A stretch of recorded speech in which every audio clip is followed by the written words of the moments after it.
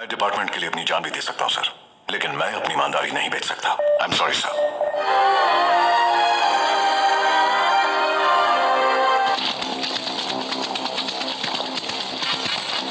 Police station मौजूद हैं? हाँ एक है सर, पर वो यहाँ से दूर तमिलनाडु के बॉर्डर पे है सर।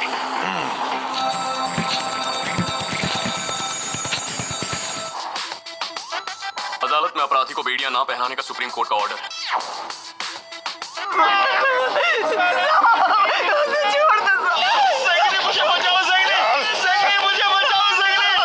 साथियों नमस्कार, आप सभी को जय भीम।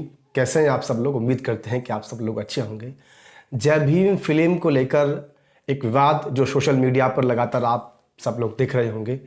इस फिल्म को लेकर के जो विवाद है उस पर तो हम लोग बात करेंगे ही करेंगे, साथ में फिल्म के जो और हिस्से हैं उन पर भी जो है बात करेंगे, क्योंकि बात जब इस फिल्म को बैन करने तक की आ ही गई है, मांग उठ रही है कि फिल्म को बैन किया जाए, तो बाकी हिस्सों पे भी चर्चा होनी चाहिए। फिल्म के जो बाकी हिस्से हैं उन पर बात होनी चाहिए, क्योंकि जिन लोगों को इससे आपत्ति है या फिर यूं कहें कि उनके पेट में दर्द होना शुरू हो गया है, तो ये सीन भी वो ज़रूर देख लें। और इस सीन को देखने के बाद फिल्म के अगले हिस्सों पर हम बात करेंगे। मर्द कहाँ है? बाहर गए हैं किसी काम से सर। आप उसे क्यों ढूंढ रहे हैं? अब कौन सा गांव लूटने गया? क्या कह रहे हैं? लगता है तो थाने में ही अपना मुंह खोलेगी। चल। इतनी रात गए साहब, सुबह आ जाऊंगी तब सवाल कर लेना। सवाल करना बोल रहे। चल चुपचाप।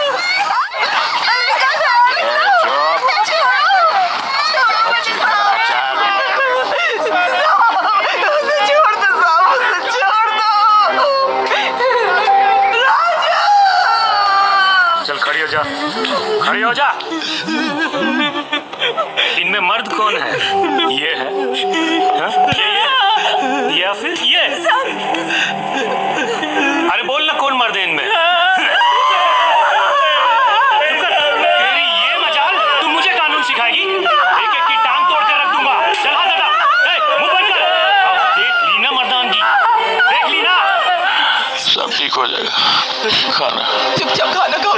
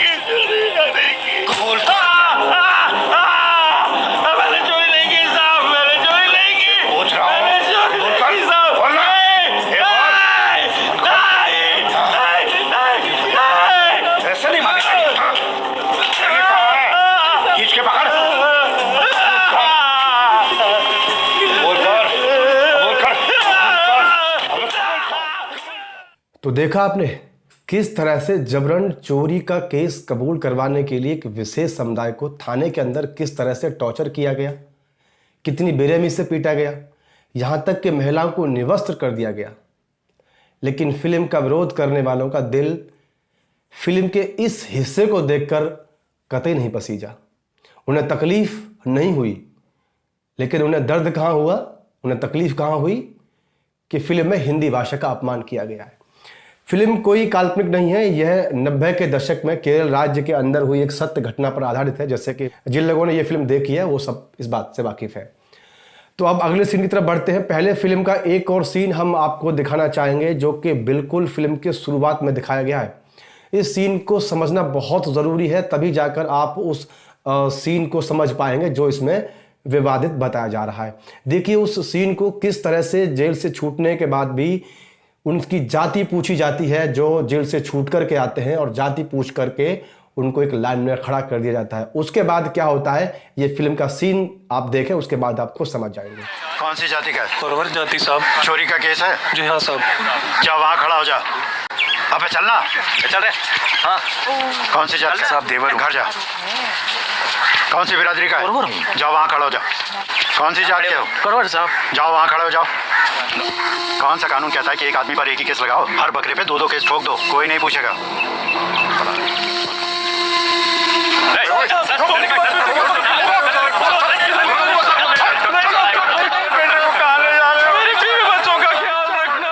तो देखा आपने किस तरह से जाति पूछ कर एक विशेष समुदाय को लाइन में खड़ा कर दिया जाता है जेल से निकलने के तुरंत बाद।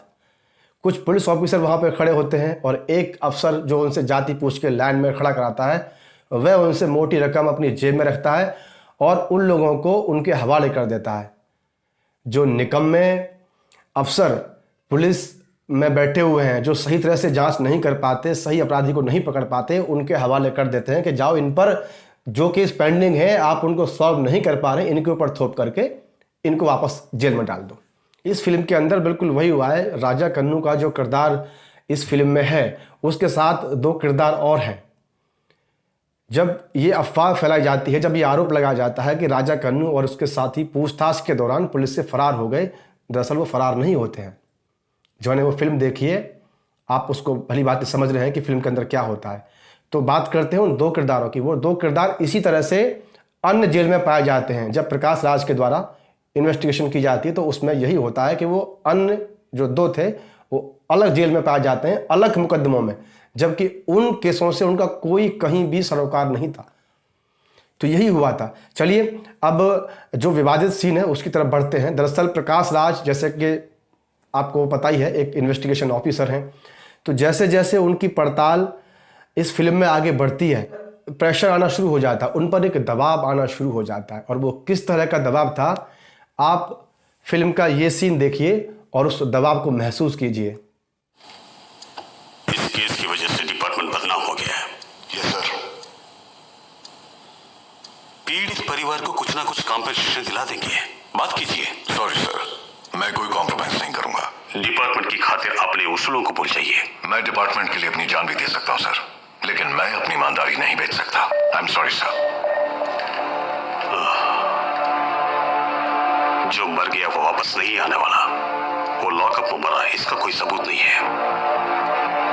वो पुलिस वाले तो छूट जाएंगे, अंत में डिपार्टमेंट की ही बदनामी होगी।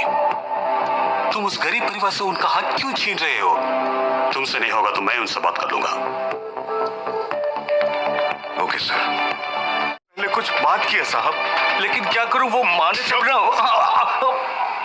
तो ये जो थप्पड़ है ये इन्वेस्टिगेशन के द्वारा उन लोगों पर जड़ा गया था जिन्होंने वो चोरी की थी और उन्होंने उसको छुपाने के लिए पुलिस प्रशासन से मिलीभगत की थी। ये थप्पड़ उसको पड़ा था। दरअसल जो सीन विवादित बताया जा रहा है उस सीन में इन्वेस्टिगेशन ऑफिसर प्रकाश राज एक व्यक्ति को पूछताछ के दौरान इसलिए थप्पड़ मार देते हैं क्योंकि वो हिंदी बोलता है।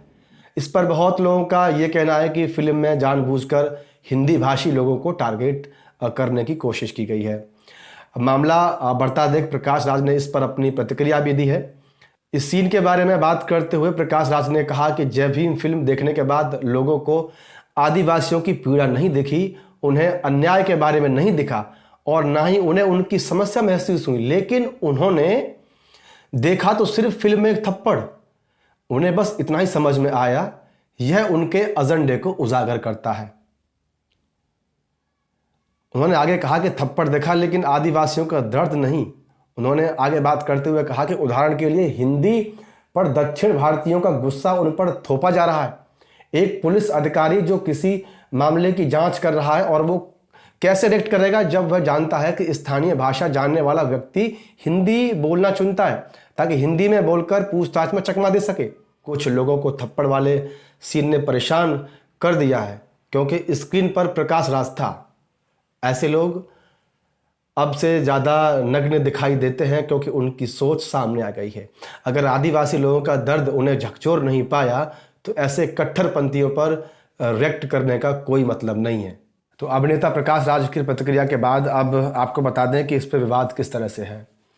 दरअसल अमर प्रसाद रेड्डी जो कि बीजेपी के नेता हैं, वो लिखते हैं इस फिल्म को देखने के बाद कि जय भीम को फ़ौरन बैन किया जाना चाहिए।